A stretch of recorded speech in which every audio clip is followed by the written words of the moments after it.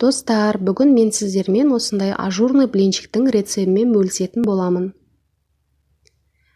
Мінсіз блинчик болып шықты деп айтсам болады. Міне видеода өздеріңіз көріп тұрғандай өте жұмсақ, қамыры өте жұп-жұқа, осындай ажурный болып шығатын құймақтың рецебімен бөлісуді жөн көрдім. Міне бірінен бірі өтіп тұр құймақтар. Сіздер де жасап көріңіздер менің рецебім бойынша. Ал енді құймағымызды жасауға кірісеміз. Ең алдымен таза табағымызды алып, ішіне сүтімізді құйып, шекерімізді саламыз.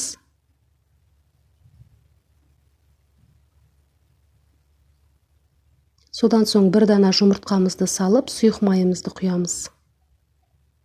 Жақсылап бір қозғап аламыз.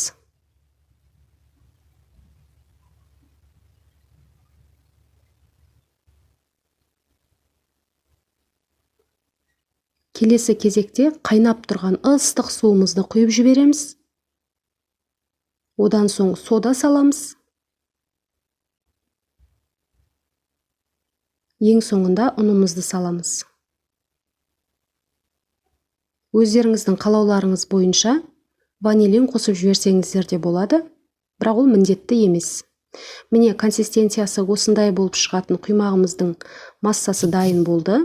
Ал енді қызып тұрған сковородкада, тәбеншеде екі бетін қызартып, жұқа-жұқадан құйып пісіріп аласыздар.